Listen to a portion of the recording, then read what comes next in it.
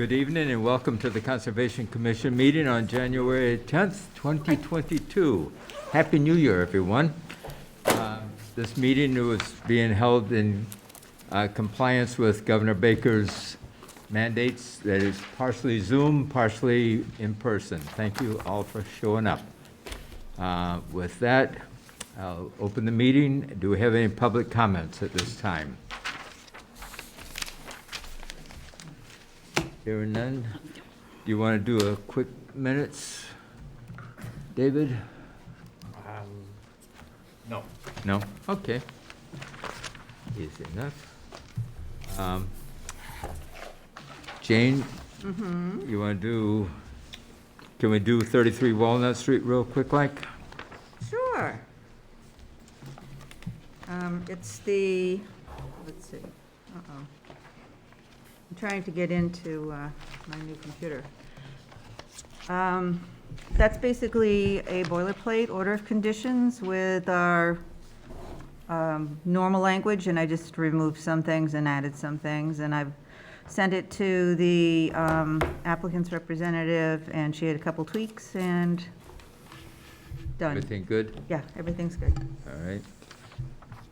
Somebody want to make a motion to sign the order of conditions for, it's 157-611. Make that motion. Do I hear a second? Second. Do we have anybody zooming in? Yes. Yeah, Peter's here. Okay. Oh, I love that background. That's why I can't be there. Okay, all in favor? Aye. Aye. Okay. Do you have it there to be signed? Jane. Paper. Well,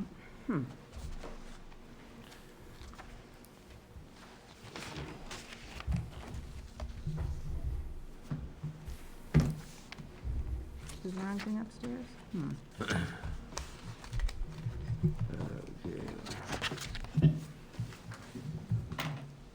So I can share the screen.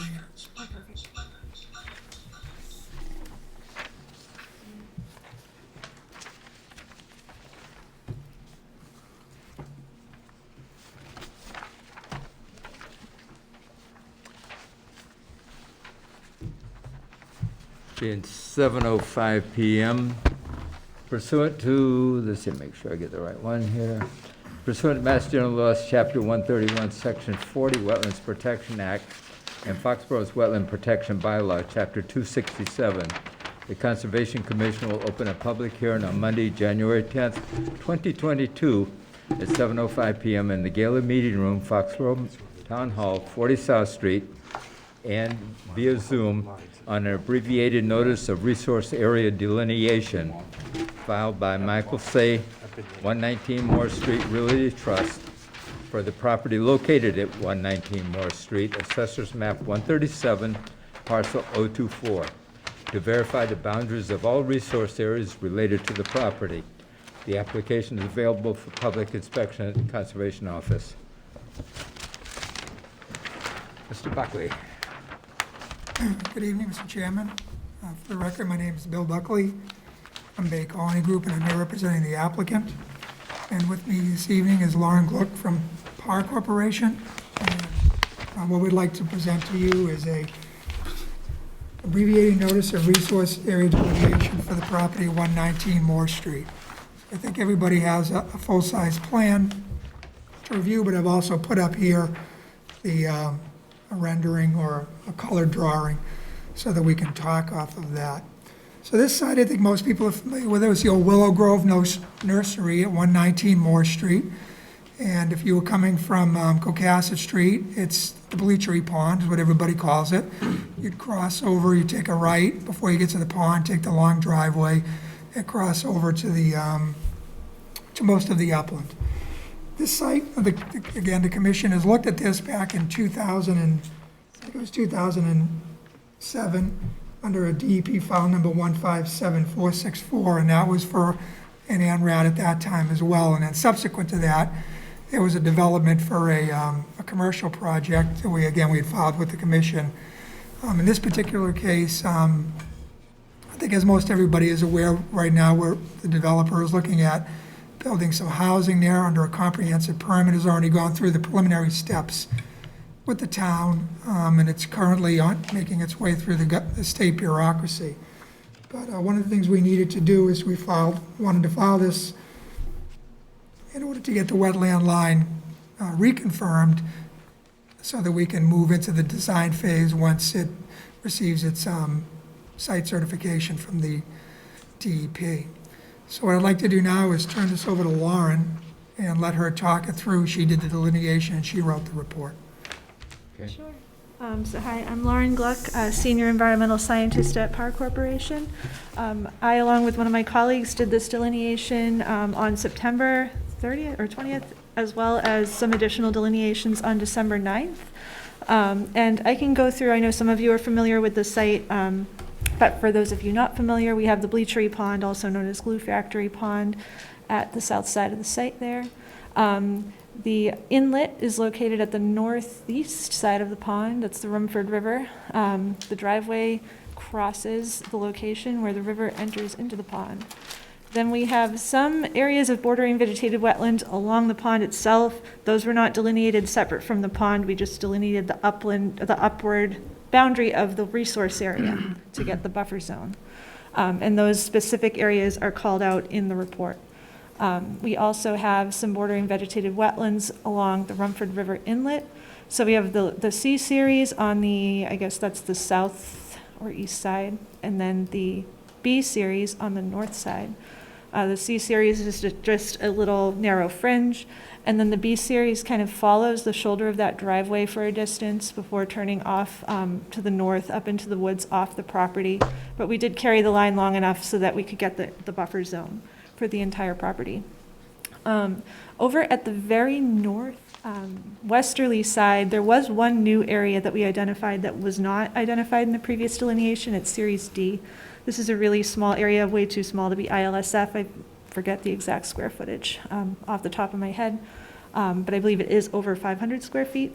It's pretty marginal, saturated soils, small disturbed area. Then to the north, we have two isolated wetlands defined by Flag Series I.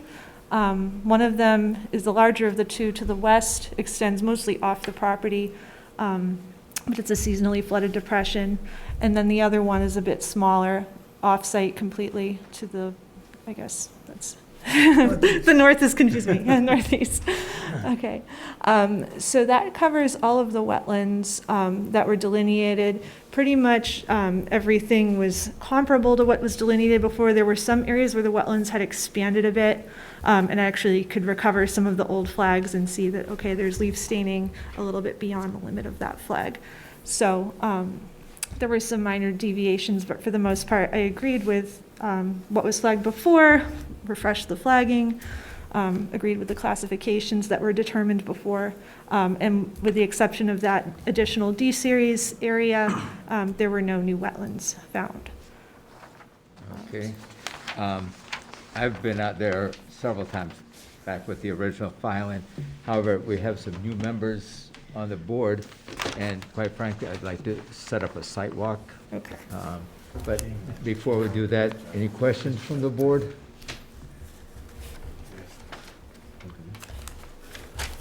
Not right now related to this.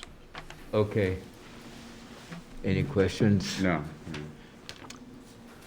Jane, any comments?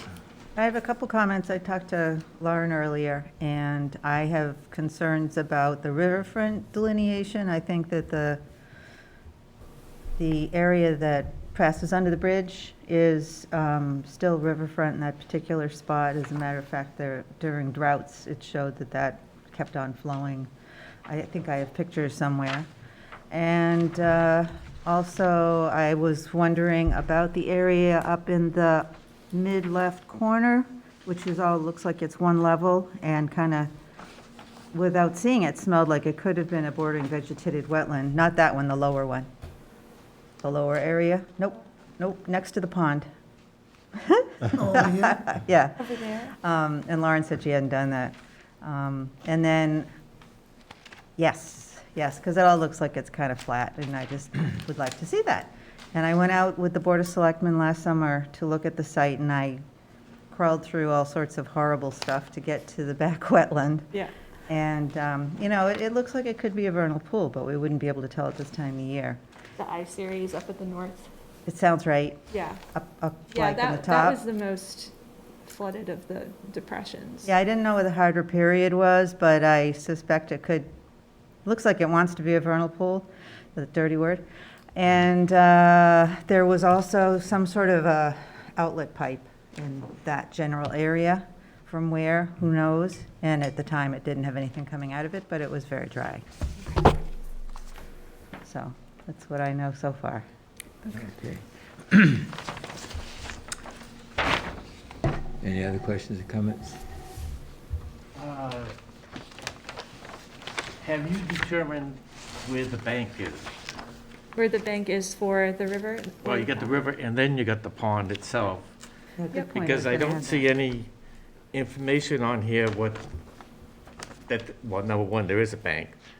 Number two, where's the mean annual low water number versus the mean annual flood number? So. And then, also the bank can be determined by where it breaks away Yep. relative to a slope Yep. or other conditions. It's not the easiest thing. But I don't see the numbers on here. Okay. Unless, The bank corresponds on the pond. Most of the A series, which corresponds to the edge of the pond, is bank. There are a few areas that are called out in the report where there is bordering vegetative wetland adjacent to the bank. The reason we didn't differentiate between the two is because we're not proposing in-water work. We're not proposing to go into the resource area, so what we're concerned with is getting the upper edge to get that no disturb, and buffer zone. So, in terms of mean low water, I'm not sure that it would matter for this project. If we were a project that had in-water impacts, we certainly would make that determination to get the land underwater calculation. But here we were just concerned with the upper boundary of the resource area. And then for the Rumford River, we did delineate the bank and the BVW as well to get that riverfront area. so sometimes there's, where the bank breaks and then the bordering vegetative wetlands, plants and soils take over. Sometimes that also pushes that buffer zone back further. And I'm just wondering, it's very difficult to try to figure out what it is on this plan here. That's why I said to color it. You really have to color it. So is there any way that you can distinguish to us, other than being out there? I know you're real good on doing this, but right now, is there any way of distinguishing that? Distinguishing which sections of the delineation are bank versus BVW? Right. Yeah, the report actually, I believe, details it. I can go through. Yep, okay, so if you go to page 2 of the report, we have Glue Factory Pond and associated wetlands. So it goes through the A-series flags and dictates which ones are defining which resource area. So A1 to A3, top of bank. A3 to A18, BVW. Then we have A18 through A36, top of bank. 36 to 48 is a narrow band of hydrophytic vegetation, so a narrow band of BVW. And that's the entire series. So it kind of differentiates where there is a BVW versus just a bank. So do we have any bordering vegetative wetlands that are beyond the top of the bank that you quote? Yes. We do. So Okay. the bordering vegetative wetlands are up gradient of the Right, bank, right. correct? And those are those areas I just described, and we do have BVW data forms in here as well. Okay. And so the dotted line is basically the buffer zone that we have on here? The dotted line, the dashed The line, no, where's the dotted The line? green line is the BVW or bank, what Yeah, Lauren just described. The buffer zone is up here. This is Okay. the red line is the 100-foot buffer zone line. okay, so that's a black line on this plan, okay. Right, oh, okay, yep. a lot of different lines. And there's bordering land subject to flooding, which is 181.4. And that's what this blue line is.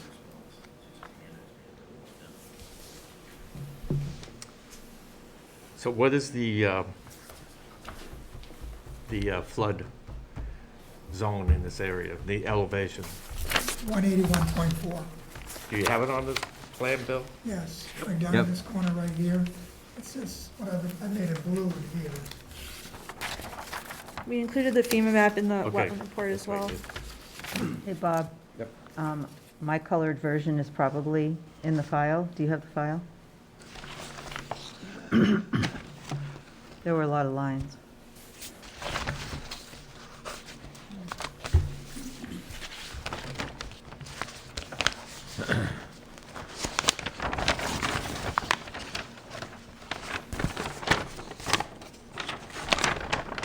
We do our sidewalk, I'll print out a colored one here for you, so everybody knows.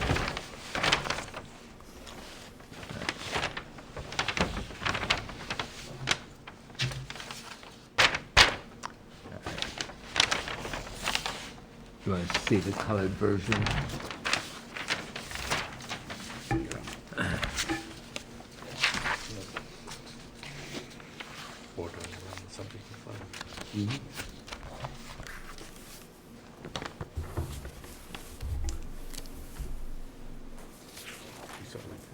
Yeah, that's a question mark, and then the other one. Who flagged it for 2007 anyway, do you know? I'm not sure. Who flagged the 2007? Briscoe, Oh, Was it? Briscoe did? Yeah. Okay. All right. But I think I'd still like to take a little walk-see out there. yeah, when do you want to do it? Before the next Not snowstorm? tomorrow or the next day. Should schedule something next week. I'm not sure what the long-range weather forecast is, but I know the next 2 days, I don't want to be out tromping in the woods. 2 days, I thought just tomorrow was Tomorrow. gonna be bad. What? Wednesday's gonna be okay, but ground will probably be pretty frozen. What's that? It's just a little chilly tomorrow and Saturday. Okay. Snow coming in on Saturday, Sunday, so. Okay. Unfortunately, Wednesday doesn't give us time to post it, does it? If we, okay. So, want to go for the following Tuesday, the 18th? 18th. What time? What's a good time for you? Morning would work. Okay. Rebecca, can you do the 18th? No, not available till like 1. Okay.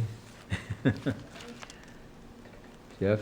I know I've got morning meetings on Tuesdays, but like any time after 10 would work probably. Is that too late for you? We can do multiple walks if you want. Yeah, my It's office not- is right down the it's not a street, problem. so. Okay. Well, we do one morning and one afternoon? Yeah, yeah. Okay, what's I can go, do you want to go 9? 9? Okay.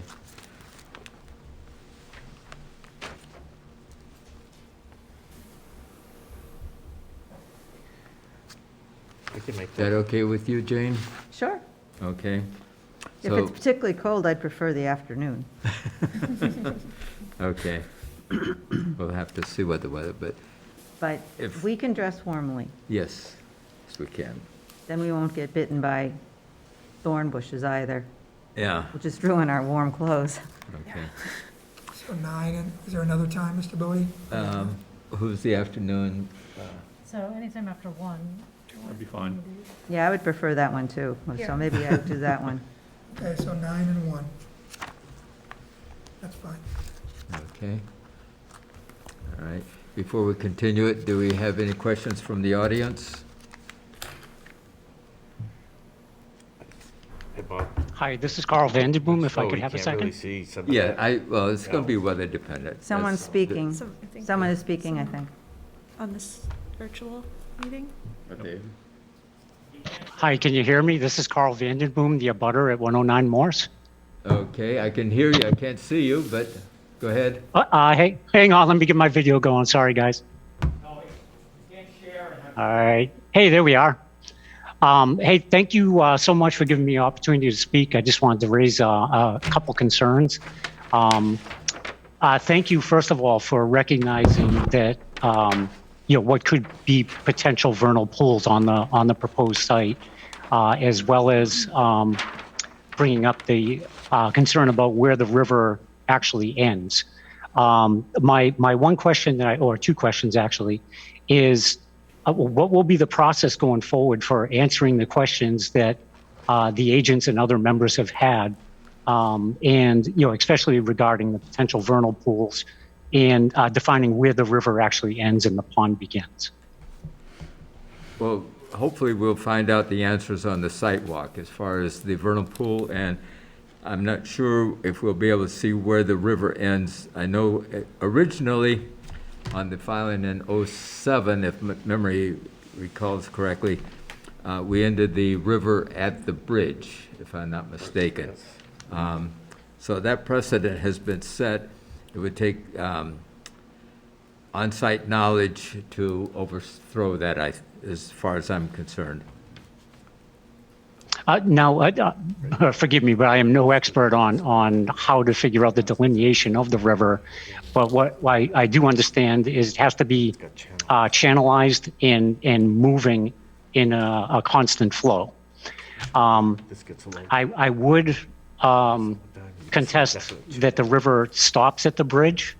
I would think that, not only would it extend past the cove, but during drought periods, I'm sure whoever's driven by there in the dead of summer, early fall, and have seen the drought that takes place on that pond, you'll see a little channel of water running almost in a horseshoe pattern.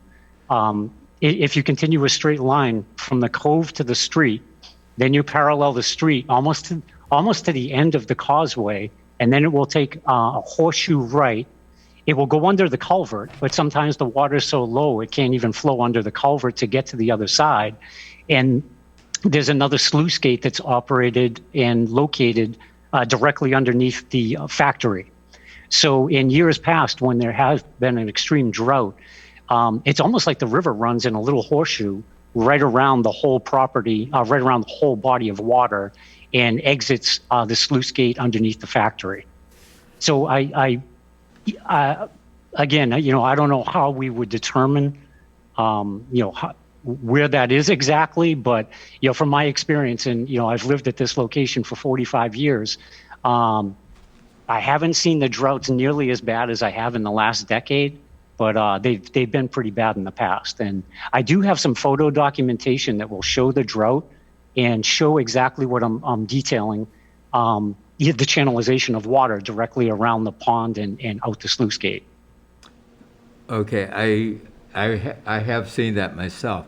However, is that flowing there only because that's the very lowest point of the land, and that's just where the water, when it's in a drought condition, that's where the water is, at the very bottom? Is that a river? I don't know if that meets the definition of a river. I'm not the expert either, so we'll have to check that out. No, that's fine. It's just, I just wanted to throw that point out there. Yeah, and I've one seen it, so I know other what you're thing talking that about, but I'm still not certain in my own mind whether that makes it a river or not. I see. It's just a low point in the land.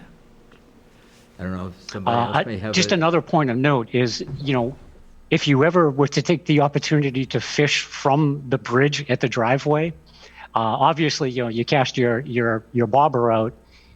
If you just watch your bobber and you don't do anything, that thing's going to float all the way out into the pond, and that will be during a high water period. So to me, that would mean that the water is channelized at least through the end of that cove. But again, I am not an expert, so I'm just this is just a personal observation. Okay, thank you. You're welcome. Thanks for giving me the chance. Yep, not a problem. Any other comments, questions? I have one more question, Bob. Yeah. Bill, does this notice that you want us to go over and approve, you didn't include the work for the water pipe that's on the conservation land, which Chris admitted that has to be upgraded to what, 8-inch pipe? Well, Okay, we're only talking about the NRAD right now. But that work is associated with the contractors, whoever's gonna develop this, is associated with this project. Right. Granted. So the NRAD should be including all the way, the work all the way up to where it connects into the bigger pipe. It does. So we've had Lauren, I know you, I don't have it here anymore. If you look on the drawing, take a look on your drawing that you have there. Bill, can you move the mic over? Yep, sorry. If you take a look at your drawing, there's a dash line, or there's a solid line to the left of where it says Town of Foxborough Conservation Commission on top, front. Yep. I'm gonna call it up real quick here, again. Let's see. Share screen. Okay. So this area up here, so this line is the line that goes, that David was just talking about. There's a 6-inch water line that comes in from the town main out in this area. It's just off the line. And it hooks into a hydrant on the site. So that's why Lauren went off-site, to where this was looping back and this isolated wetland. So if we do change that, if we do end up doing what Chris was talking about at that meeting, is we would run it along that same general area. So we know where the wetlands are out there. They don't keep going. In this area here, they loop it back, and here they're isolated. Okay, we can take a look when we're Yeah, out there. we can definitely walk all the way out. Okay. Anything else? Any last comments, Jane? I have pictures of the area during drought, and I've seen what Mr. Vanden Boom was talking about. So, and I do believe that that's where the river should be extended. Because under the Wetlands Protection Act, it states that if it goes through a culvert, then you do X and such. But it goes under a bridge, it doesn't go through a culvert. Okay. All right. When do we want to, when's our next?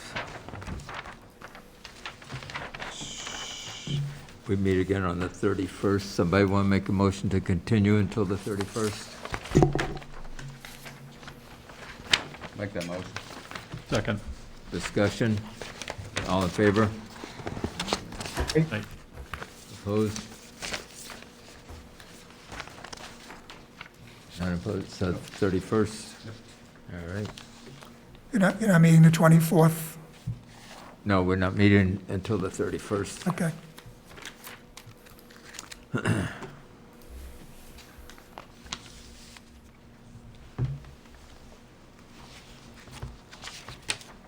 right, well, thank you very much. Okay, thank you.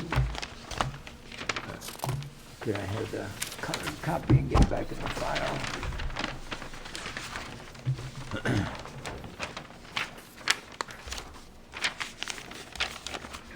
Thank you.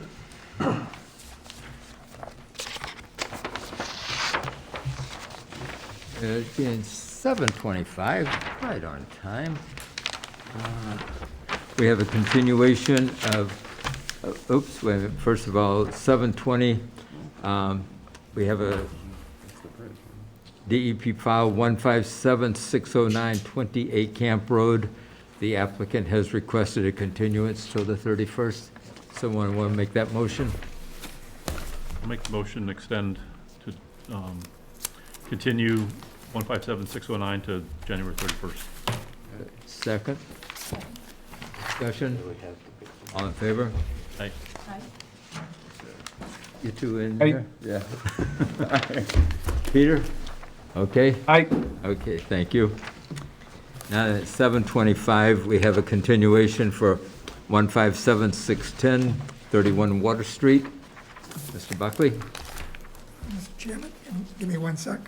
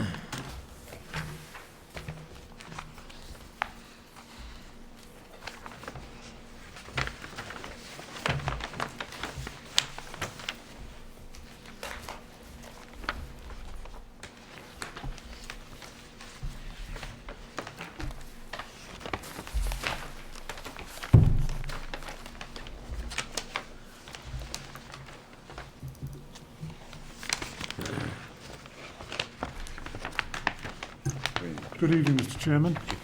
Good evening, Mr. Spillane. Attorney Frank Spillane here representing the applicant. Also with me is Mr. Buckley, a civil engineer with Bay Colony Group, and Lauren Glock with Pear Corporation. Before we get into the changes to the plan that has been filed with you, as well as the habitat study that was filed by Lauren, I'll just go over a few things that a member pointed out to me that they thought would be an advantage to explain to everyone, not just the board, but also to the residents. The first item was an explanation of how the assessors could have the lot as currently labeled as non-buildable. Ms. Buckley, could you bring up the assessor's plan? I can.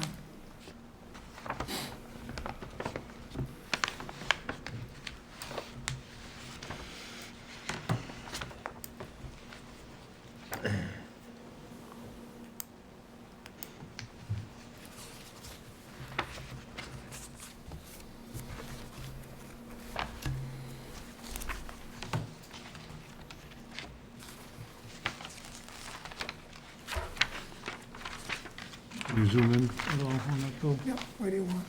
Right to the lot, the two lots.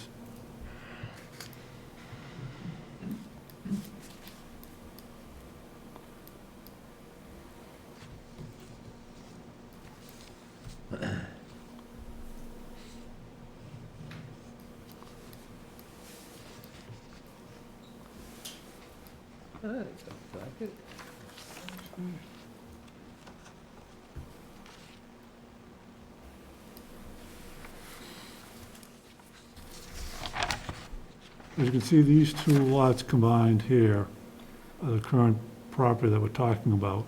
Now, this plan is not the plan that's been provided. This is the assessor's plan, the plan that was done decades ago and was filed.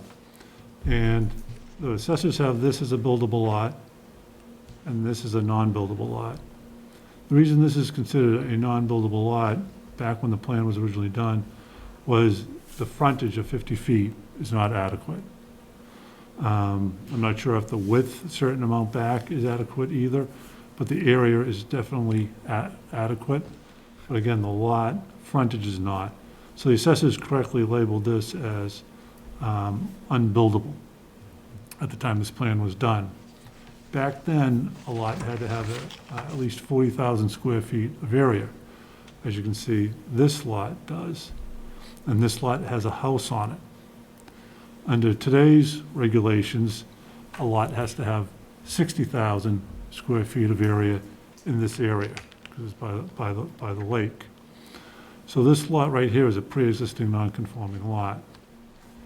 Can you bring up the new plan, Bill?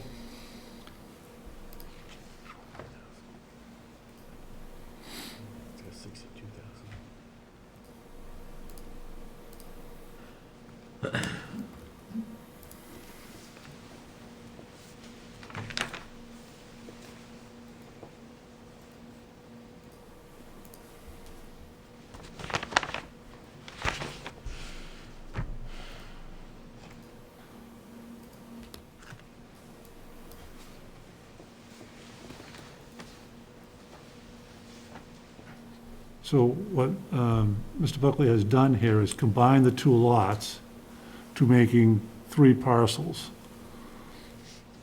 One parcel is the roadway to give the back lot the frontage and the access for that lot. That lot now has a required area, frontage, width, all the other things required for a buildable lot under zoning.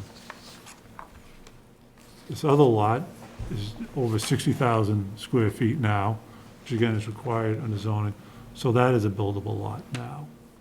So what we've done is we've combined the two lots, the one that was marked unbuildable by the assessors, which is true because of the frontage, the smaller lot of only 40,000, which is a pre-existing non-conforming lot, and combined them into making these 3 parcels, 2 buildable lots and 1 parcel, which is the roadway to access the back lot. So that's how we've gone to one buildable lot and one non-buildable lot to two buildable lots with a roadway. So that was one explanation that we were requested to go about. The other one has to do with the difference between the 25-foot no disturbed area under the bylaw and the 100-foot buffer zone, which is under the regulations. Chapter 267 of the Code of the Town of Foxborough is the wetland protection bylaw under the town. And the Wetland Protection Act is incorporated within that, which is again Mass General Law, Chapter 31, Section 40, as well as the regulations of 310 CMR 10 under that law. Those are both incorporated in the bylaw. Under Massachusetts law, that's the minimum standard that a town has to go by. A town can make it more restrictive, it can't make it more lenient than that, under that law and those regulations. As the town's bylaw has indicated, they've added a no activity area, which is within the 25 feet of the bordering vegetated wetlands. So the first 25 is a no activity area, no build zone, sometimes referred to, within which you can't do any activity. Neither the town's regulations, or the town's, bylaw under 267 or Mass General Law talks about a 100-foot setback at all. But in both the town regulations and the state regulations, they talk about the 100-foot setback. And under our regulations, it's under a number of different areas. Section 2B2 talks about activities within 100 feet of the resource area are subject to regulations.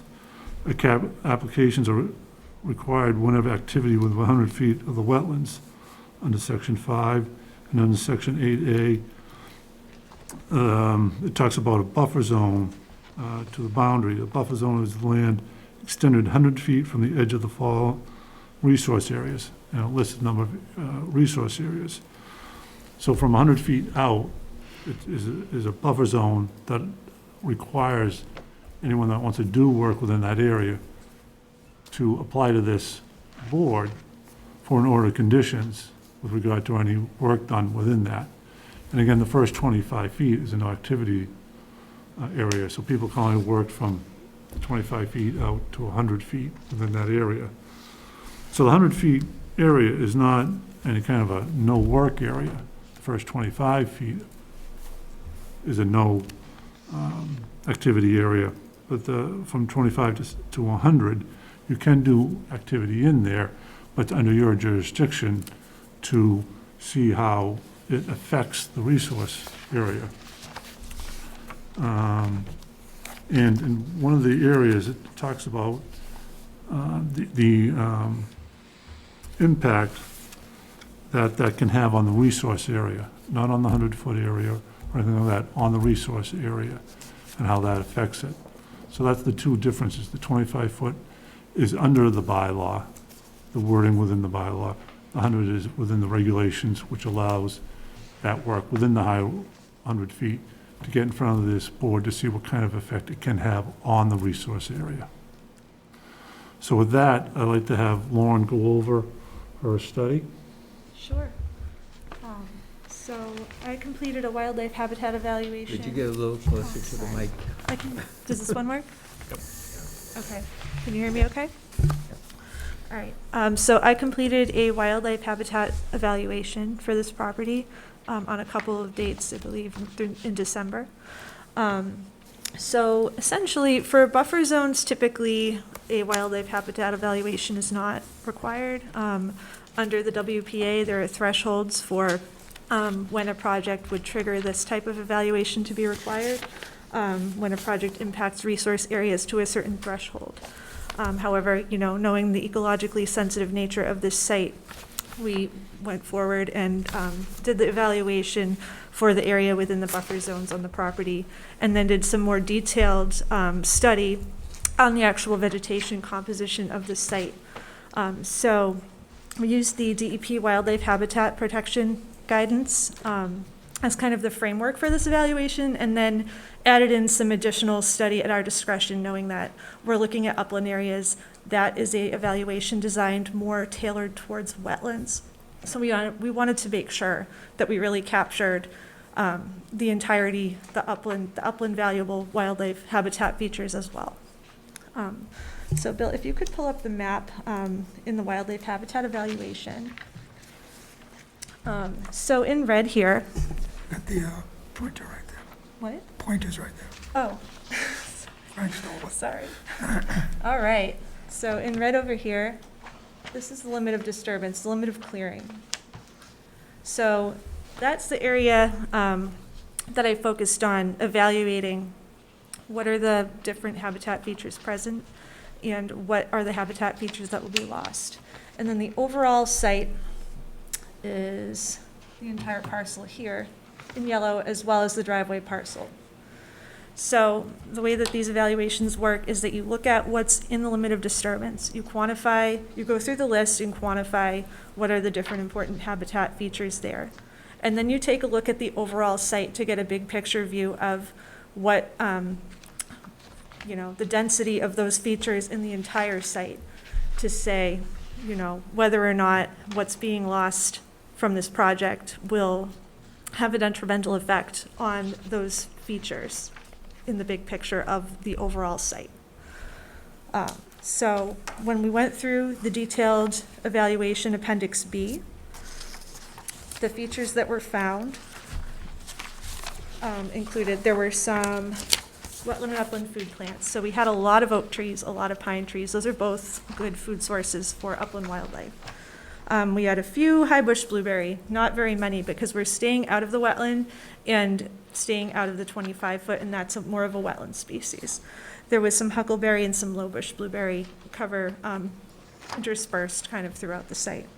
There were a few standing dead trees, which are good perches and nesting cavities and foraging habitat, and some cavities in trees. Large woody debris on the ground, logs and fallen branches. A lot of what we were finding in that limit of work was, it looked like recently fallen trees. We had a big windstorm recently, so a lot of it was pretty new tree fall. Then we had live or dead standing vegetation offering good visibility of the open water. Clearly, this peninsula is surrounded on 3 sides by open water, so a lot of these trees, especially the taller trees, would provide a good view of open water for nesting and for foraging wildlife. So then when I looked at these features in the overall context of the site, this is tabulated on the last page of Appendix B. You'll see that I quantified how many of those were found on the overall site. And what was generally found is that the areas outside of the impact area, so within that 25 feet and within those wooded areas outside of that red line on the map, there was a higher density of vegetation there and a higher diversity of vegetation and a higher density of these different features that were found in the limit of work. So while, inevitably there were some of these features found in the limit of disturbance, what's being provided outside of the limit of disturbance was substantially more valuable and more diverse habitat. Given that the project is staying outside of the 25-foot buffer zone and protecting that kind of ring of vegetation around the whole peninsula, we found that in general, the limit of work was providing a lot less of a diverse habitat. It was more, and we did, some of you were on the site walk that we did, I think, earlier in the fall. The limit of work itself, it's a mature forest, very little invasive species. Clearly, that's a valuable habitat there. But it was a more homogeneous stand of almost exclusively white pine, oaks, huckleberry, low bush blueberry. Whereas the fringes of the site that are being protected, actually up to about 200 feet, there's 25 feet, 30 feet in some areas, but 100, 200 feet in other areas. Those areas are the areas providing a more robust habitat, a more diverse habitat for wildlife. In terms of trees, I know that I think the letter mentioned a concern with the number of trees and losing tree cover on this peninsula. Clearly, this is an important habitat feature, just the geographic location of it alone. So I did take account. It took a while, but I went through the entire site, and this is in Appendix C. I did a vegetation inventory. So this is beyond the scope of what's typically done in a wildlife habitat evaluation under the Wetlands Protection Act, but I thought it was an important base to cover here. So within the limits of disturbance, we broke down species, how many trees in the 25-foot, how many between 25 and 100-foot buffer, and how many outside of the 100-foot buffer for both the limit of work and outside the limit of work. So you'll see there are no trees in the 25-foot in the limit of work because we're staying outside of that. 25 to 100, and then outside limit of work, you'll see that primarily we're just looking at white pine and red oak with a few others. And then outside the limit of disturbance, we have quite a variety. We have a lot of red maples, we have a lot of tupelos, we have a lot of birches, and some other species as well. And then at the bottom, I broke out a table just basically showing what percentage of the trees on the site will remain and what percent are to be removed. Like I mentioned before, so our limit of work, it's about 46% area cover of this peninsula, but the tree cover along those outer edges is so much more dense that only about 29% of the trees on this property above 6 inches will be removed. So that's shown here, and then clearly a higher density along the outer edges because we're not working in those outer edges. And then one final inventory I did, which you'll see on this map here, those pink circles. I thought, to get a good representation of what the composition looked like inside the limit of work and outside the limit of work, I took some 60-foot diameter plots, kind of how you would for a BBW form, just to get a vegetation inventory for 3 spots inside the limit of work and 3 spots outside the limit of work. And those are tabulated at the end of Appendix C. So you see the first page talks about the areas to be preserved that are outside the red line limit of work. And then the second is the ones in the limit of work. So that painted a similar picture to the tree inventory where we're seeing a more diverse, robust plant community in these areas of the parcel that are to be protected, which certainly are providing wildlife habitat functions, values, food sources, resting areas, foraging areas. Currently, and will continue to do so upon completion of the project. So that, I think, sums it up. There are some photos in there at the end. I know some of you are familiar with the site, but for those who are not, we could take a look through, but just showing some of those different features that were encountered on the parcel and some photos representative of the areas outside the limit of disturbance as well. Thank you for that. It was a very detailed study, and I appreciate that. So, Lauren, I have a couple questions. In your discussion of the different parcels / lots, I just want to make sure that we understand that, because I think there's some terminology that's kind of mixing up in different places. Okay. In your conclusions, you say it's a 2.7 acre parcel. That's combined parcel A and lot 2. So parcel A is the roadway, and then lot 2 is the house lot. That, I kind of figured that, but based on that's why I wanted there's a terminology issue here, because there's parcel based on the parcel would be parcel A versus lot A. Oh, okay. So there's some confusion, I think, going on about what's being discussed. Okay. Because when I went through this, so if you look at the conclusion, it says, I'm still not sure this is right, but, so you've got 0.7 acres of the work is within the 100-foot buffer zone. So to me, that looks like there's a bigger area. If you look, basically, you're 100 foot to the no disturb zone. 100 foot to the no disturb zone. So you're saying it looks like a bigger area Clearing.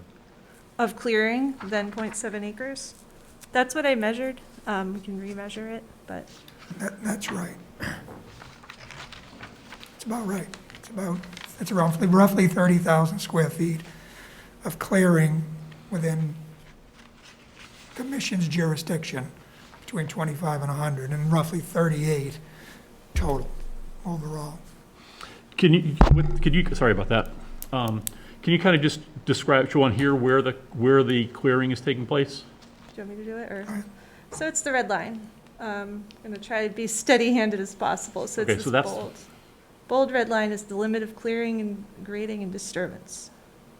Right, so there's, to me, there's a section that's a small section outside between the orange dash line to the limit of clearing, to the limit of work. And there's this much, much greater inside of that. We have the whole roadway to outside of the limit of work, outside of the buffer zone. So that extends further down. But So the driveway is skewing the numbers, is that what you're? well, so actually, the limit of work is only 1.23 acres. And then the parcel, so The the limit parcel. of work within the resource area. The limit of work total, the whole red lined area is about 1.23 acres. And then the 2.69 acres is that lot 2 combined with the parcel A driveway, roadway. Okay. So what was the limit of work, was what, 1.23, so the 0.7, so it's a little more than half of the limit of work is in the buffer zone. And again, that is only from the 25-foot to the 100. Yep. Okay. It's not the whole buffer zone because we're not doing anything within the 25-foot. right, no, I get that, yeah. I was just looking at percentages of the lot versus, has this been deeded to change yet, or is that still in process? No, it's still under agreement. And I have confidence in these numbers because Mr. Buckley and I went over them beforehand, and they weren't quite right, and they rechecked them. No, I say, I think some of the confusion is the terminology, that there's Yeah. parcel and lot and not sure what's, And that's what I ran into. And we did find and something that needed to be corrected. And Lauren corrected it for the final version. Okay.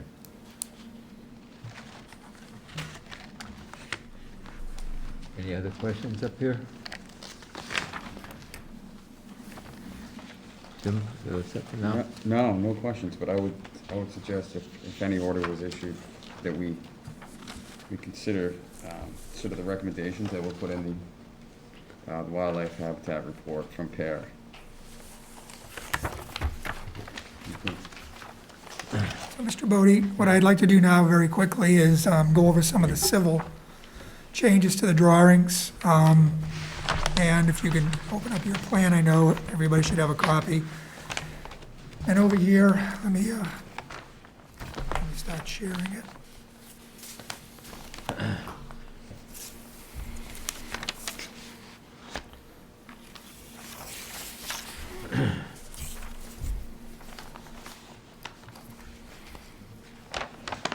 This is the plan itself, and again, you all have a copy of it. I hope it's colored. I tried to color it so everybody could look at it. And if you look over here, I always try to put on all my drawings a revision block to let you know what the changes were made, as we move through the process.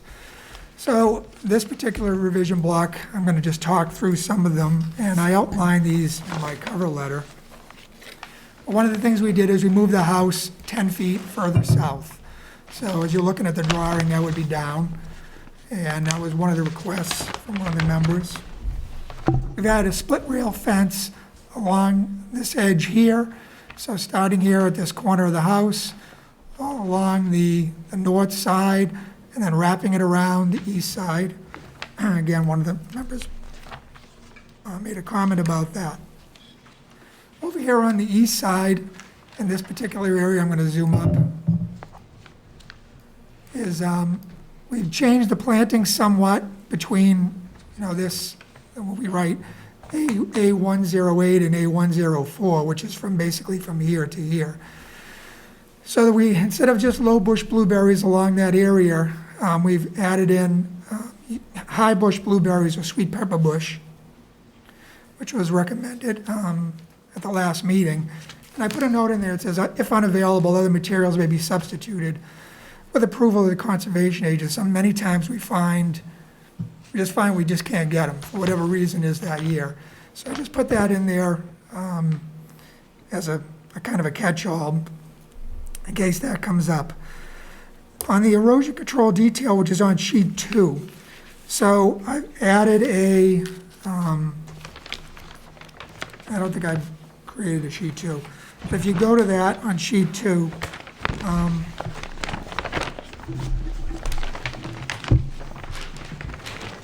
actually, I'm looking at it, it doesn't look like it's right.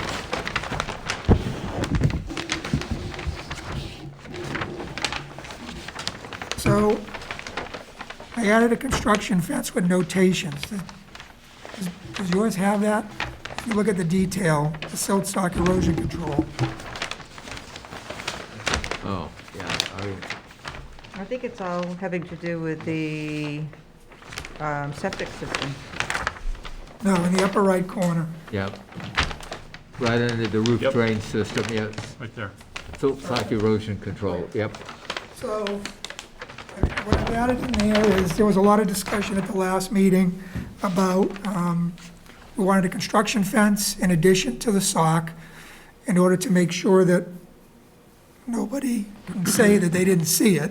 So it has an orange construction fence in there, and there was a question about, you can't put, I won't say you can't, but it's almost impractical to put a silt sock in before you go in and start clearing. So the question was, how do we make sure that the contractor doesn't lose control and go outside the limit of work?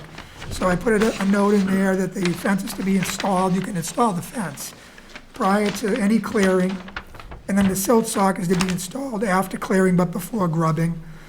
So that was on that sheet 2 upper right corner.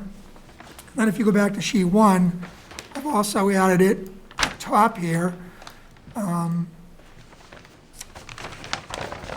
notation about the same thing. If you read it, the last one, orange construction fencing shall be installed prior to clearing. And there was also notes about stump grinding, but that was from the last iteration. And then in this area down here, we've actually pulled the fence back. The limit of work used to be out here, and now we've pulled it in closer to the house to kind of follow the contour in that area. That makes more sense. And then down in this area here, we actually, again, pulled it in because it was out following the no disturb sign. So we pulled it in this area here. So the limit of work changed a little bit in those areas. So those are the modifications to the plan. And again, if you go up over here in this corner, you'll be able to see the narrative that goes with the modifications. And I think that concludes our presentation. Any questions, comments from the board? One question, I think it's more for you, Frank, is that this application, this notice of intent was for Lot 2 and the front lot.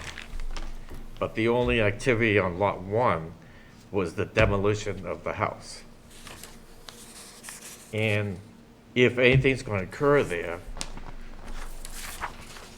do we have to put in the conditions that they have to either refile or come back to us? Because half of that lot is in the buffer zone. Yeah, I think they would have to refile for a new house. Yeah, if they don't spell it out Yeah, in their application, Yep. they'll have to come in front of us again Yep. for a new work scope. That's right. So Well, some- to that point, they don't spell out how they're going to demo the house and how they're going to protect the resource areas and how they're going to protect the existing tree and that sort of stuff. Okay, to that question, is the house going to be demolished in this process or when you start a new? No, this house will be demolished as this process, and it will be removed from the site.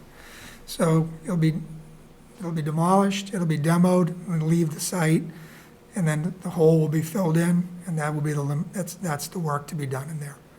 So there's no you can see by the plan, it's hard to, I'll zoom up on it.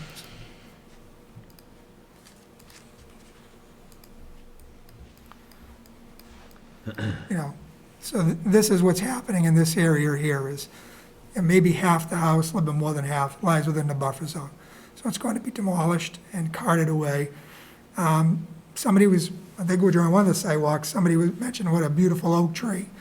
Wanted to make sure it was protected, so we'll make sure that that's not damaged during the construction. We'll put some construction fencing around it. It shouldn't be, it's not that close. So there's really nothing to be done in that area there, other than that, it's gonna be carted away, fill the hole, loam and seed.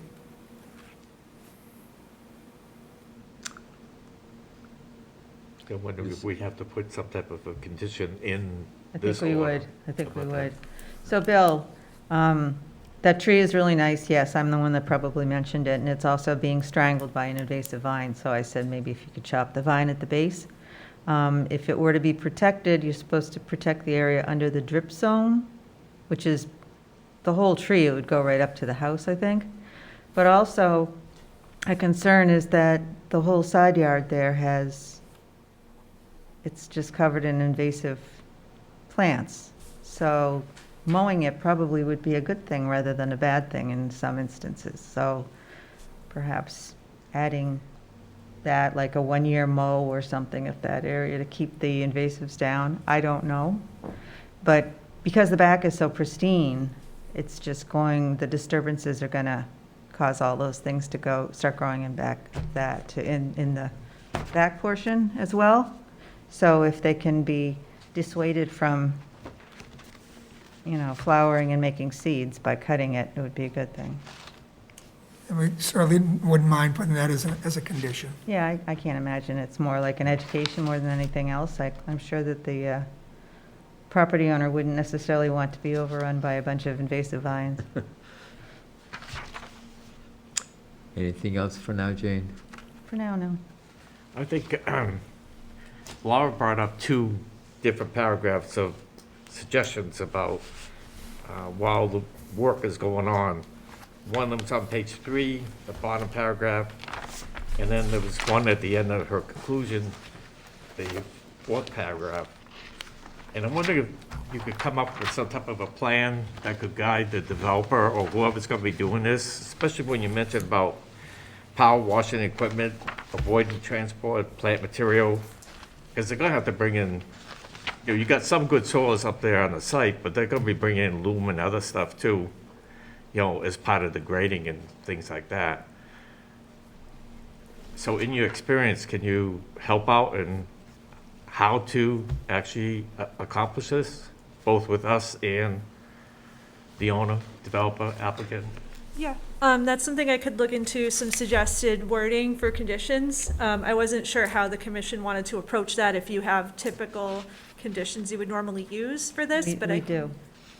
We do, for the most part. Okay.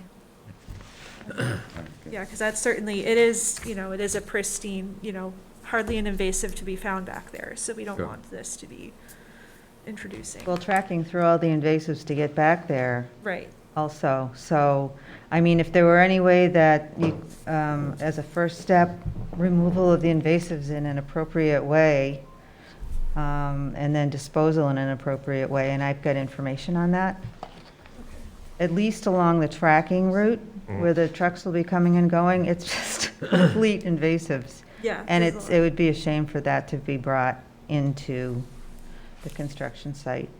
Okay. Because you open it up and then those things are just going to flourish. There will be no fighting them.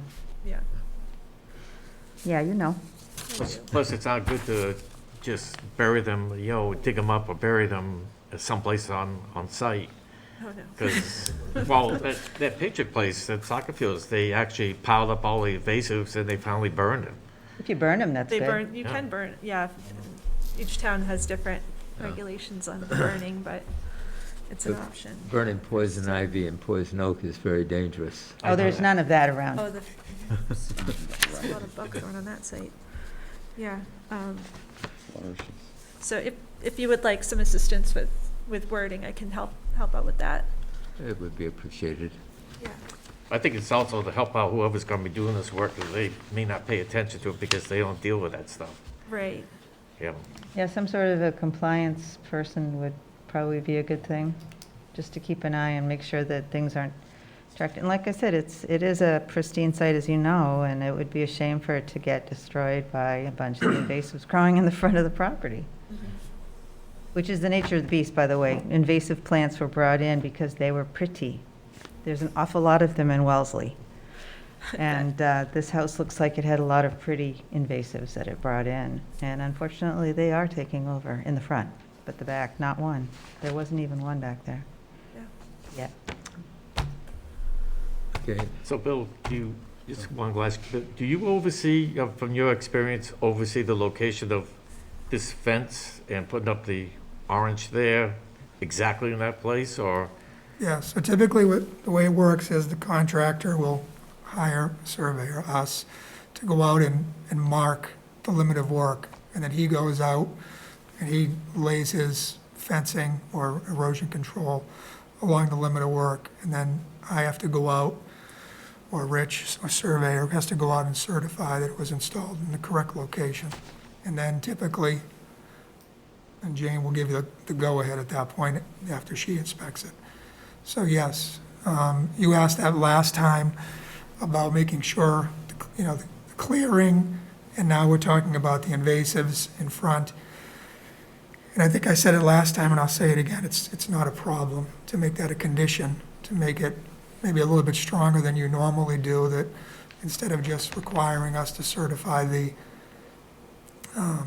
erosion control fencing, you can expand on that a little bit more, and, we can do that, because it all happens right up front. It's not a big burden. So, we can, or somebody, however you wanted to do it, could go out, lay it out, make sure it's laid in, make sure the trees are cut where they're supposed to be. We put a condition on the plan that anything within 35 feet has to be ground and not yanked, so not to destabilize.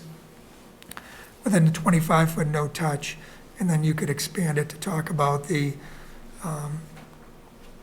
entrance, clearing that of the invasives. I would need Laura to help with that, and before any of the heavy construction started to happen. Bill, there's one thing I was questioning. You talk about 35-foot limit, but is there any place that it is going to be specified, and if so, how? And also, on the split rail fence, will you be putting your little subtle signs about no activity zone? Yeah, We can make for pretty somehow. yeah, we could do that. That's not a The problem. one you created was really good. Yeah, that's fine. We could put those on there.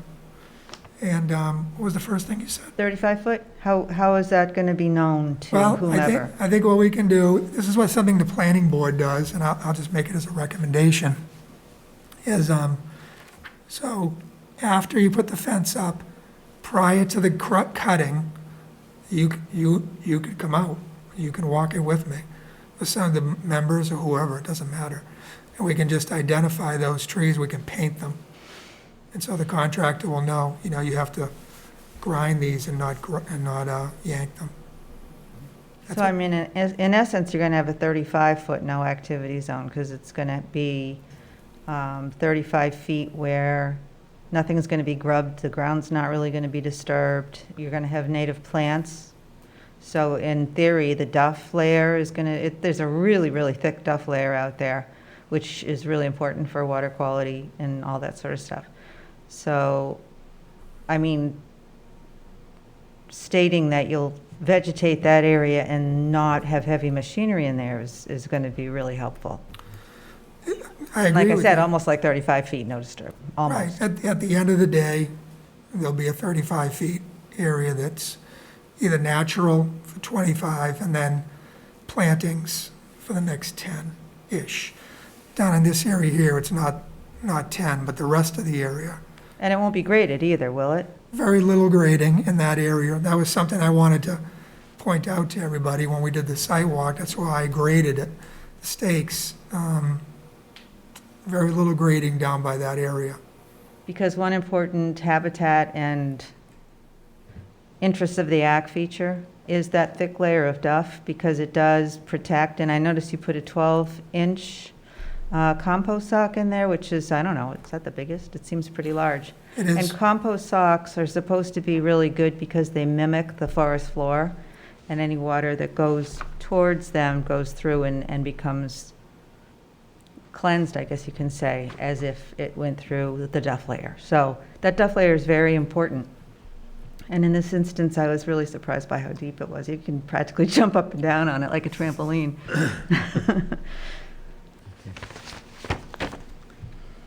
Any questions, comments from the audience? I guess, Oh, you got one more over there? yeah, Okay, sorry. on the demolition side, is the driveway staying? Or are you gonna pull that? this driveway is staying for now, yes. All right, so any work right now that on the demolition is gonna use the driveway as its, Any work for the demolition will use the driveway, yes. Okay. Okay, you all set now? Bob, quick question as well for me is, and I asked questions about the pool very early on in the process. I know we're talking about doing a saltwater pool, which should mitigate any backwash or chemicals from the pool, making it into the water. How do we guarantee that this stays a saltwater pool in perpetuity? And that, 10 years down the road, 20 years down the road, somebody decides, oh, I want a freshwater pool instead of a saltwater pool. Is there a way to do that, or how is that handled? Does it matter if it becomes a freshwater pool? Well, the concern is then, because, those of us that have pools, right, you backwash, and then you've got the chlorines and all the other chemicals you put it, the phosphates and the stuff, and you're winterizing. Backwash goes into the ground. It's right adjacent to the, Well, I guess we could disturb put a zone. condition in that if it's ever wanted to be changed over from a saltwater pool to any other type of pool, they have to come back in front of this board for change. fair, okay. Thank What you. will notify the homeowner about that, though? That's the Yeah. thing. That Tough sort of thing. goes off into the ethers. Yeah, That's a tough thing. that'd be a very tough thing to enforce. Really, we'd have no way of knowing. Unless you could add it to a deed. Yeah. So to that end, I'm gonna, Excuse me? make stinky eyes at me, but do we have to have the theory, is the yeah, pool it a would be. necessity? Well, it will be. It will but whether someone reads it or not. Yeah, Yeah. that's the problem. You make the That's- darn thing so long and comprehensive, and they put you to sleep, so Yeah. no one And reads the them. tough thing about deeds is sometimes someone will drop something like that from the next deed going Yeah. forward, Right. you know? Exactly. And then the next person buying it goes, wasn't on my deed. Yeah. So Frank, I don't know if you've been around long enough. Remember, we had a condition on some of the septic systems where the owner was supposed to flip a switch every year to go into one system and to the other? Yep, How long did that last? not even a year probably. I think the Board of Health keeps up after a lot of stuff. I don't know how much they're able to, Yeah. but I think they do keep up after some of those, like, Well, some of them, you gotta file reports and they keep up on that. Yeah, But those are the flipping of fast switches from systems, one but to this was another. just, I think there was a voluntary switch over from one From one leaching- system to the next. Yeah. Right. And I don't think that Which lasted. pond? Yeah. Which part, that's right. Okay, with that said, any comments or questions from the audience? You want to come up and, Frank, can you slide the mic down, let him come up?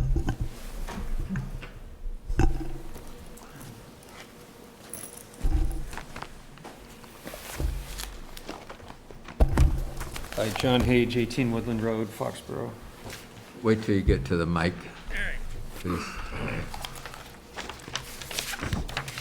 John Hage, 18 Woodland Road.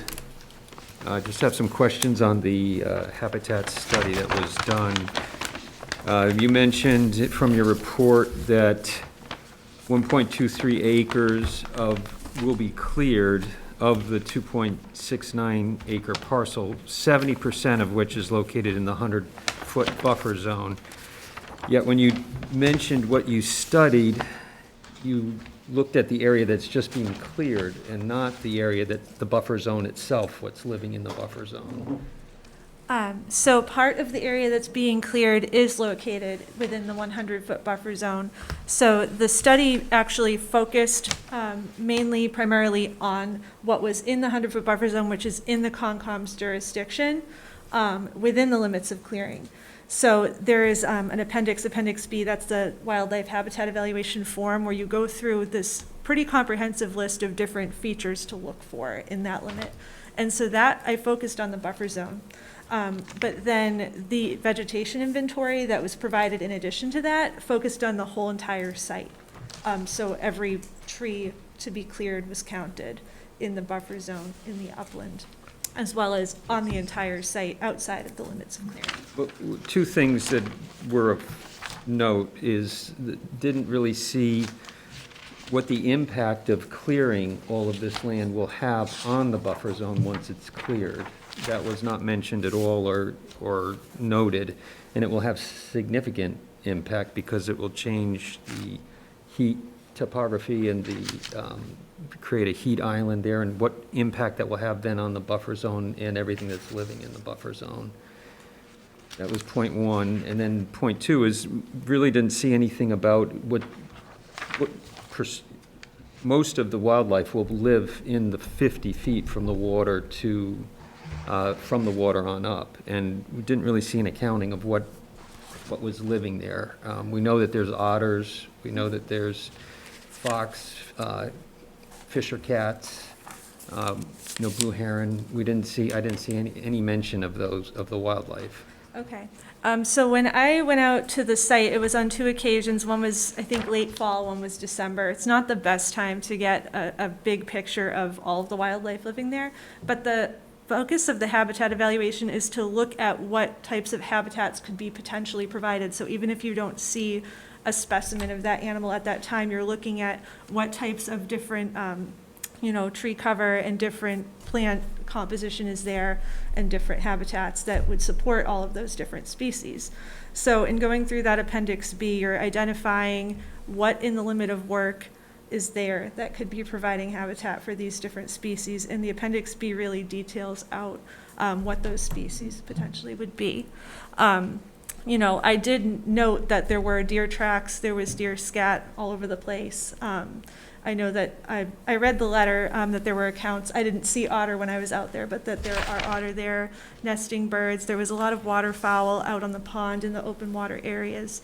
So, I do recognize it's a very pristine and, pretty diverse habitat on that peninsula. But the focus of the evaluation is to look at what is the limit of work, what habitat features are located in the limit of work that are to be proposed to be destroyed, and then take a look at the surrounding site to identify, are these features being provided in greater magnitude in the surrounding site, and are the most valuable areas being preserved.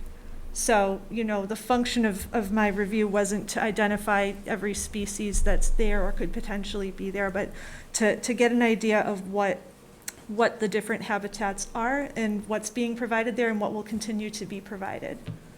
And I think this addresses our major concern of the association, is that exactly to that point, which is 50 feet buffer is where needs to be protected for the wildlife and for the integrity of the lake, and that what happens when clearing is done around, the amount of clearing that's being done here and what impact that will have on that 50 feet. While the 50 feet may be there, it will be severely impacted, negatively impacted by that clearing. And the studies that we've cited in the letter that Alan Case gave you is that very quickly that buffer zone then dies because it doesn't have the protection from because of the clearing that was done. And that's something that we're hoping to see more of an impact, what impact it would have on the buffer zone from this project. Not what remains there, but what will be there longer term, and what impact that will have. So, I don't know what the process is here, from here, but we also have Mike Corey, who is dialed in, who was part of this call, who's attorney. Yes, I'm here. Okay. Identify yourself, please. Sure. This is Mike Corey, from Madoff and Corey in Foxborough. I'm in a quarantine situation, so I couldn't join you. Thank you for staying home. Yeah. My presence doesn't add much. The Kokasic Lake Association is a nonprofit representing 36 homeowners, families, that share and own this lake. They all have a common interest in the lake. And the CLA preserves the lake. The applicant's property is the largest parcel on the lake, and that's lots 1 and 2 and the driveway parcel.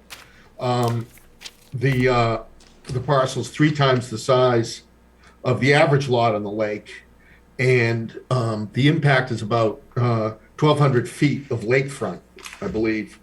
So the activities and the development of this lot will have a tremendous impact on the lake and the surrounding erosion control, water runoff, and wildlife.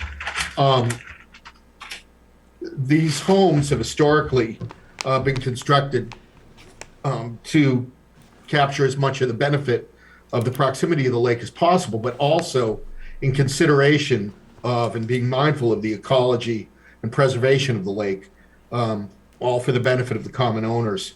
Our concern is, just to highlight this, the concern here, the average setback from the wetland line for all of the homes other than the proposed is 108 feet. Here, we're talking about 35 to 40 feet. Also, the average impervious area for the homes currently on the lake is about 2,100 square feet. Per the applicant's papers, the impervious area will be 9,125 square feet. The Lake Association is very concerned the construction of the home so close to the water will impact the stormwater runoff, erosion, also with the loss of impervious surfaces will have a significant impact. As Mr. Hage has referenced, the cutting down of a good portion of the lakefront cover will impact a heat island as well as impact runoff. The regulations for this commission in Foxborough specify a no-touch zone of 25 feet, but as you guys discussed earlier, you're not limited to your control to that distance. The Wetland Protection Act allows for jurisdiction up to 100 feet, while the town's bylaws are relatively short and limited. Most towns use a setback of 50 feet from the measure of the wetland. And that's what the association would like to see. Further, they're questioning whether the measurement of the no-touch is appropriate, in that the measure was from the base, the bottom of the water line, rather than the top of the slope, which is where that measure we submit should be made. It's critical here because the development of a house so close to the water line will require removal of a great deal of the lake's natural growth, which has been established over hundreds of years, and will impact the lake and the other people, the other lake owners' interests in the lake. And since this is the largest lot on the lake, the removal of natural cover and the changes in topography will impact most of the 1,200 feet of the lake shoreline. We asked that the applicant, well, they have moved it back 10 feet, and we appreciate that. It's not sufficient. The issue here is preservation of the lake, the rights of the other lake owners, and the preservation of wildlife. And the need to put the home so close to the water line is basically one of view. And I think that the interests of the association are worthy of consideration. We have, we got the revised materials, I believe it was Wednesday or Thursday last week. Our engineer went over the revised plans that Bay Colony did, and Mr. Hage has a copy of a revised proposal that we'd like the board and the applicant to consider. We're not looking to stop them from building. We're just looking to stop the likely adverse impact on the entirety of the lake resulting from a clearing of such a substantial portion of this largest lot. Do you have a copy of that? I have it electronically also. Jane, do you have a copy of it, Jane? No, Okay. I don't. Do you want it? Yeah, I would like.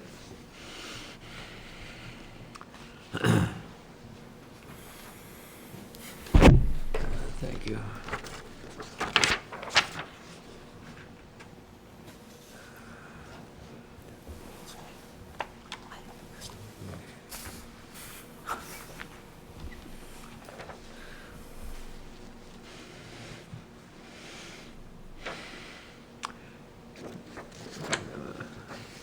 See if you- Have you shared it with Mr. Buckley or? No, we didn't have a Yeah. chance. We just had it completed.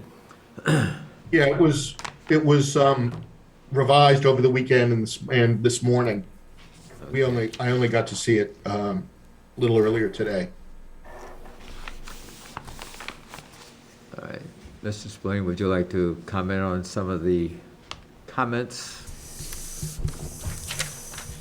Well, first of all, we feel very comfortable with the plan that we proposed here. We don't believe that there's going to be, some of the things was cutting down the lakefront cover. We're not cutting down the lakefront fronter. Would you put the plan up again, Bill? The majority of the trees are being retained, as Lauren indicated. Of the trees that are going to be removed, the majority of them are outside the no disturb area, but the vast majority of them on the property are going to be stay, and the vast majority of them are along the shoreline. So we feel there's not going to be any impact on the lake with this. There's not going to be any heat island. I don't know what that means. I cannot see how the temperature of the island, of the lake, is going to go up 30 degrees as stated in one of these letters. We did the habitat study. We weren't required to, we were requested to. We did it for the Conservation Commission. And as you know, in the conclusions, it said that indicated the property is minimally disturbed and offers a relatively pristine tract of wooded habitated area. All around the shoreline is all staying.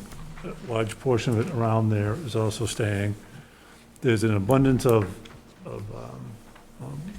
property in that area. You have the state forest in that area. You have town-owned land in that area. A lot of other lakes too, for all the wildlife and habitat to go to. We don't think that this proposal is going to have any real impact on the lake or on it. Whenever you do any type of development, is there going to be some impact? Yes. And I think we've worked with the commission in trying to minimize that little impact that's going to be there and try to do everything in our power to make it so that there is no effect on the lake, and that's how we feel. You know, we think we've done everything that's been requested of the board, and we could address each one of these one by one. But again, I don't think there's going to be any impact on here. And we said cut down lakefront cover. From my perspective, there's no lake cover we're cutting down, keeping all of it all around the lake shore. So unless you'd like us to go through each one of these, you know, I think we've done a good job in bringing our proposal, making adjustments as requested, doing the habitat as requested. We're all fine with all the conditions that pair and this commission has proposed. Do you have anything? Yeah, I just had something to add to, so we do show the limit of work is kind of skirting the 25-foot no disturb along a lot of the areas, but I should emphasize that it's going to be significantly further than 25 feet from the pond in a lot of those areas, especially at the northern terminus of the peninsula. Those areas are actually wetlands, they're bordering vegetated wetlands. So the delineated wetland line there, it doesn't follow the bank, it actually follows the wetland that's bordering. So you actually have up to 160 feet of undisturbed land in those areas, those two kind of points. The larger of the two is 160, the smaller it's about 70. So in those areas, we're definitely over 50 feet from the pond edge. That no disturb zone is off of the bordering vegetated wetlands, and then there are some other bordering vegetated wetlands on other parts of the peninsula that, you know, this is creating a greater setback than 25 feet from the lake itself. And that's pretty clearly demonstrated on this figure in the wildlife evaluation. Okay. John? Yeah, just to clarify, when you say minimally disturbed, there's going to be cutting down of 33,000 square feet, 1.25 acres. The heat island is not what's happening in the water, it's what's happening on the land where that clearing is done, and then where there's going to be 7,225-foot house and patios placed. The effect that that has then on the remaining buffer zone, that's what we're talking about, because the remaining buffer zone will then be severely impacted. It will not survive in its current state at all. And we've given you the studies in Alan Case's letter that you all have, which show that at a minimum 50 feet is required to be able to preserve the buffer zone and its integrity. And without that, it dies and goes away, and then you really have no buffer zone. So that's our major contention, is there's not enough of a buffer zone. And it's unnecessary. So our plan doesn't change the house. It's just repositioning the house and offering a better buffer zone that will preserve the integrity of the lake and not impede on the project that the client applicant wants to do, but doesn't have to cram it as close to the water's edge unnecessarily. Jane, could you get that over to? Mr. Chair, could I have one more brief comment? Sure. What we're talking about this development is 3 times the size of any other home on this lake. We understand the lot is much larger, but it's also more than halfway closer to the lake than any other home that's been built there. And that's for a reason, because most folks have considered the impact on the lake, preserve the water edge, and we submit that all of these issues that we are raising are valid, and the issue that the applicant has is he wants to have a better view. That's understood. We're not saying that he can't have this house, and the association is very, very upset about this, and I'm not sure what we're going to go with if the board votes for it. But given the relative needs and concerns, we're asking this commission to request further pushback of the development. And we've given a proposal, and we'd like to talk to them about that. Also, we got the habitat study, again, the end of last week. We may be engaging our own habitat professional scientist. We just haven't had the time. Okay, could somebody answer a question for me? Just a general question. What's the average age of the homes around the lake? Does anybody have an answer? Could I just take a lot of those houses were originally cottages, built, like on Woodland. Those are cottages for people to come out there for the summer. And over time, people turn them into year-round houses, so that they were built fairly close to the streets. And of course, it's up higher. So a lot of those houses are, from the early 1900s. Some of them. Frank, that's not even close to true now. Okay. Offer something on that. Paul Hainsworth on 10 Woodland. The whole Woodland Road was developed. It was all owned by Ben Bristol of the Foxborough company, and he offered.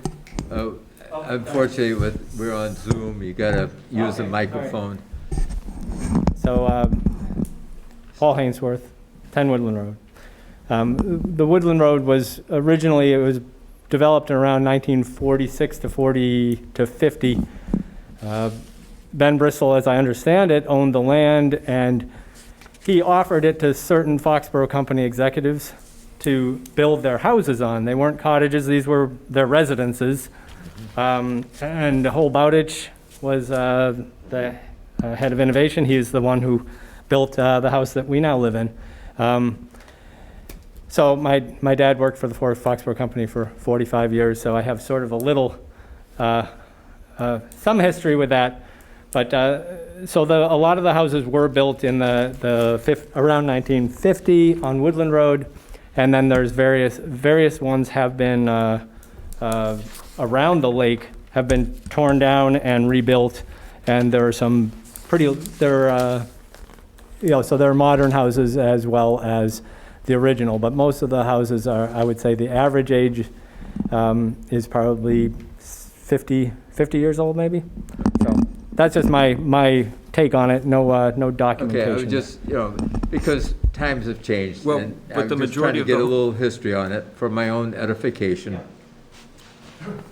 I would say the majority of the homes have been refurbished or had additions to them too. But they've all kept the original footprints. Yeah. Okay. Any other questions from the audience?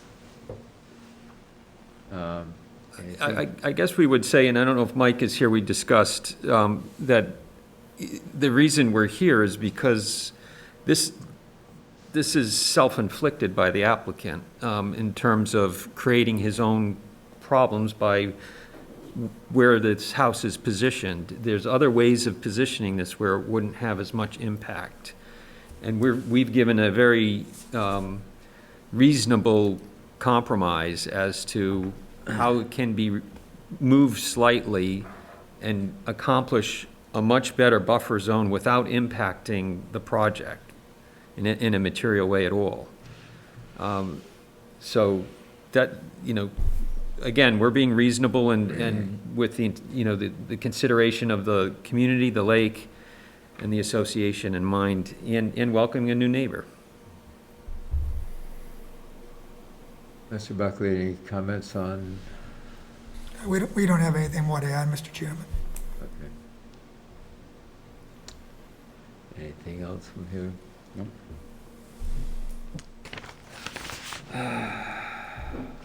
We want to close it? Sure. Want to make the motion? Yep, I'll make a motion to close the hearing. Do I hear a second?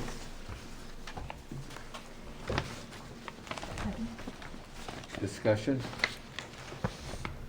All in favor? Aye. Right. Aye.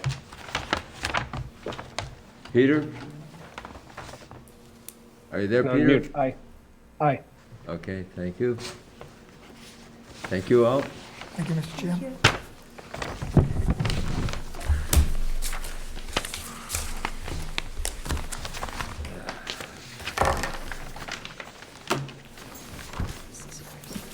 Sorry, was that a vote, or That was a vote to close the hearing, yes.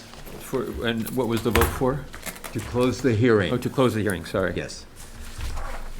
Now we'll write an order of conditions with a lot of conditions.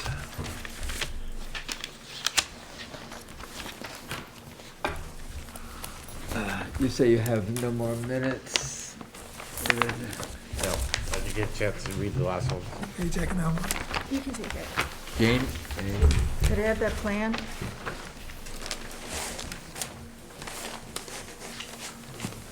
Do you have anything else, Jane? Yeah, the beaver policy. Just say yes. Adopt it tonight, please. I thought we adopted that last time. No, you didn't. You said, oh, that's nice. I wasn't here last time. You did not formally adopt it, and I would Oh. like you to. And I have tweaked it a bit to make it more in line with the lake view, the lakefront policy and the tree removal policy, Policies, okay. which basically says, why should we do this? Okay.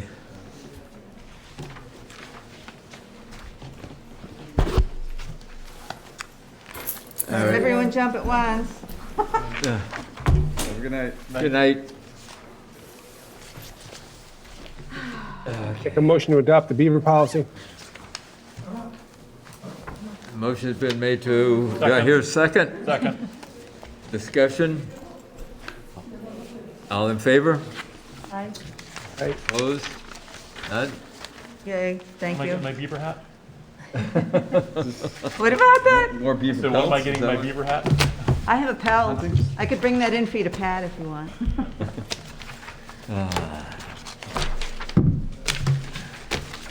All right. Anything else? No. Make a motion to close the meeting? Second. Discussion? All in favor? Aye. Opposed? Aye. Got hockey tonight? Hey, No. get off the beach there, young man. Hey, what do we do when, Doodle.